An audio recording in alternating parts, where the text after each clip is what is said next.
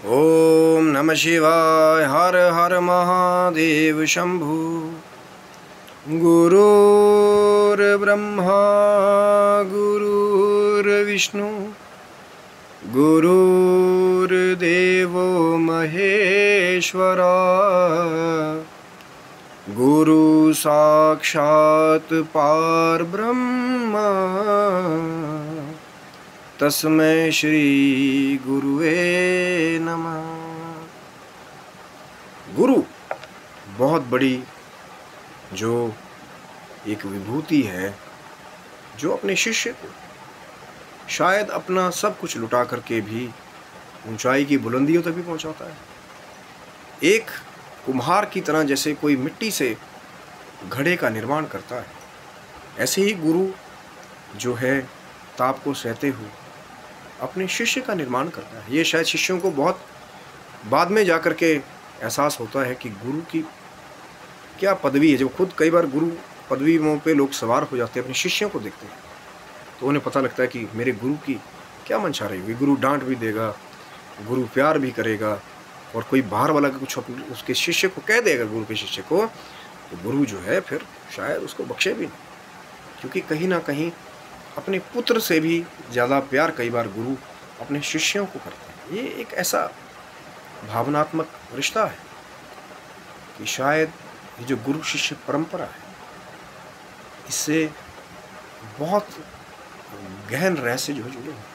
पूरा एक्सप्लेन शायद कोई कर ना पाए इस चीज़ को, लेकिन यदि वही गुरु बिगड़ जाए, वही गुरु जो शिष्य को कुछ ऐसा कह दे कि उसकी जीवन लीला समाप्त हो जाए, ऐसा भी हुआ एक बार।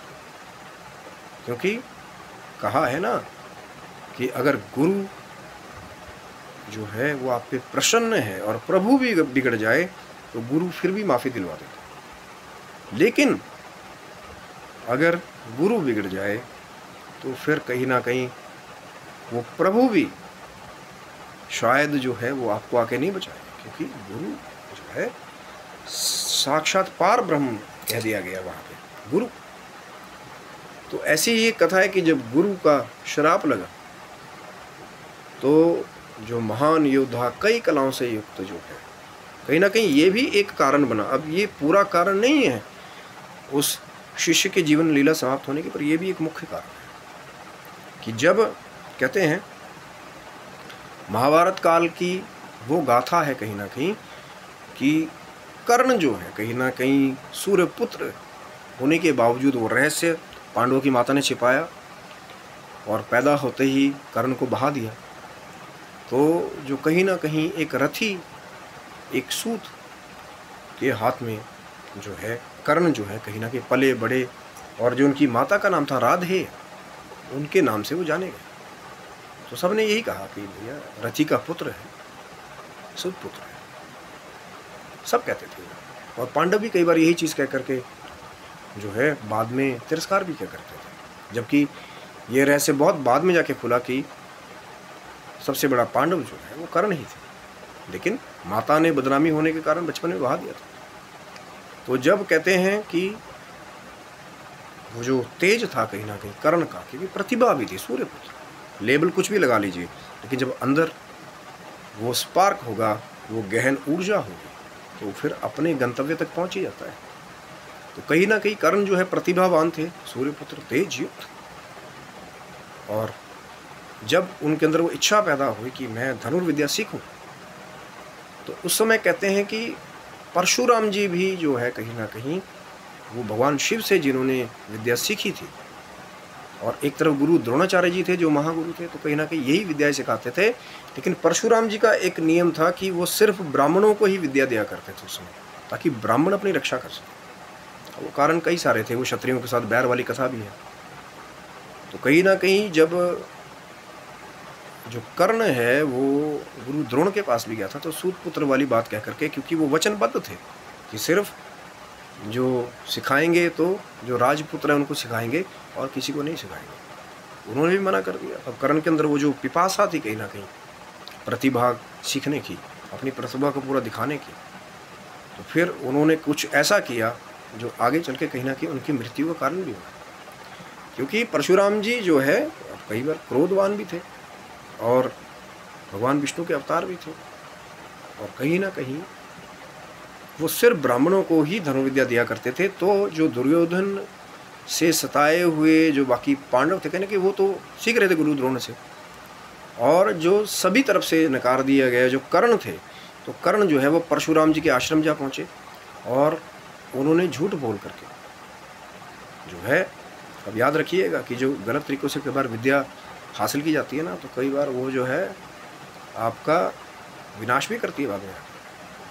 कलयुग में भी ऐसा बहुत कुछ है कई जगह। तो कर्ण जो है वो परशुराम जी के आश्रम जा पहुँचे और कहते हैं कि उन्होंने कहीं ना कहीं सबसे कम समय परशुराम जी का दिल जीत लिया। कहीं ना कहीं तो लीला है, सब जानते हैं, क्योंकि प्रतिभावान तो थे कर्ण, सूर्य पुत्र, और सब कुछ सीख लिया और गुरु परशुराम जी के परम शिष्य बन गए। तो कहते हैं कि एक बार पर काल जो है ना, ये सब चीज़ों को छोड़ता नहीं, झूठ के दिन ज़्यादा दिन के नहीं होते। तो फिर कहते हैं कि एक बार परशुराम जी जो है वो कर्ण के जंघा के ऊपर सिर रख करके सो रहे थे, क्योंकि परम शिष्य भी बन गए थे और सेवा कर रहे थे कर्ण अपने गुरु की, कि कहीं ना कहीं गुरु की निद्रा में विघ्न ना आ जाए। और तब कहते हैं कि एक, अब बहुत सारी जगह ये कथा मिलती है कि वो जो कीड़ा था, कहीं ना कहीं एक कीड़ा, बिच्छू जैसा कीड़ा या बिच्छू ही, जो विषैला कहीं ना कहीं था। अब बहुत सारी कथाएं, कुछ लोग ये भी कहते हैं कि वो भगवान इंद्र थे, वो कहीं ना कहीं, ताकि जो कर्ण का राज है कहीं ना कहीं वो खुल जाए परशुराम के आगे। ये आगे चल के देवताओं को भी पता था कि क्या होने वाला है, कि आगे चल के अर्जुन से युद्ध होगा। तो कहते हैं कि वो जो बिच्छू था या बिच्छू जैसा जो विशाला कीड़ा था, वो जाकर के उसने कर्ण की जंघा से रक्त पीना शुरू कर दिया। अब अगर कर्ण ज़्यादा आवाज़ करते, होता है ना किसी को जख्म हो रहा हो तो वो दर्द में चिल्लाएगा, चीखेगा, लेकिन वो इतने बड़े सहनशील वाले महान योद्धा थे कर्ण कि वो रक्त पीता रहा कीड़ा, और जो कर्ण थे वो सहते रहे, क्योंकि एक जंघा के ऊपर परशुराम जी जो है वो सो रहे हैं कि मेरे गुरु की निद्रा भंग ना हो जाए। गुरु प्रेम है, लेकिन झूठ बोल करके सिर्फ विद्या सीखने के लिए कर्ण ने वो कार्य किया था।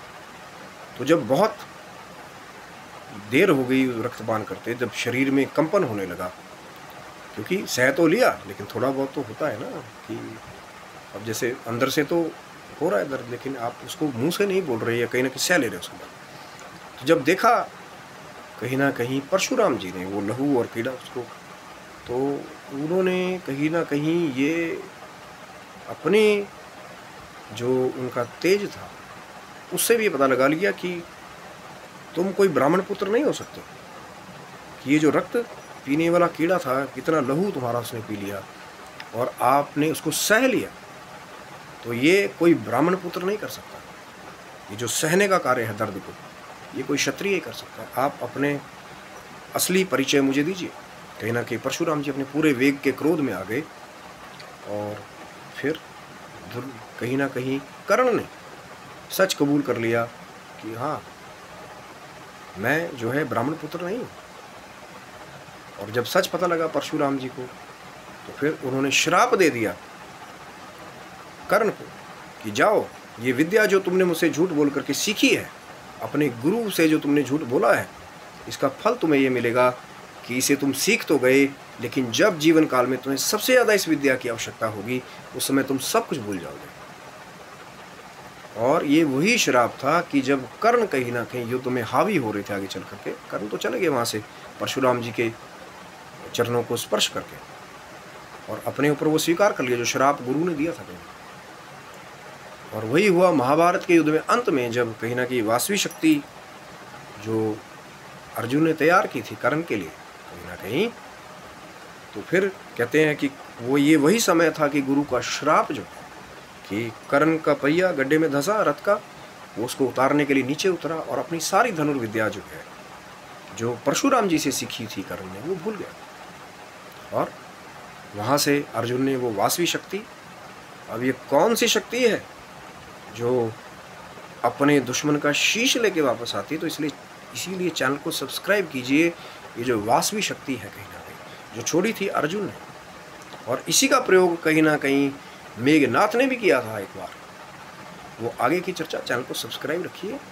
तो फिर वासवी शक्ति का प्रयोग किया अर्जुन ने, और कर्ण का शीश जो है कहीं ना कहीं उसको उड़ा दिया, और मृत्यु को, वीर गति को कर्ण प्राप्त हो गया। अब बहुत सारे उनके कारण भी, दानवीर भी थे कर्ण, और अपने मृत्यु का रहस्य भी जानते थे। लेकिन यहाँ गुरु का श्राप भी जो है काल बन करके मुख्य कारण बना, क्योंकि मैंने कहा कि गुरु का आशीर्वाद जो है वो मूर्ख को भी विद्वान बना देता है, एक कमज़ोर को भी महान योद्धा बना देता है।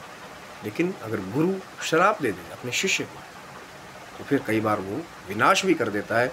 लेकिन झूठ भी बोला था कर्ण ने, ये भी याद रखिए।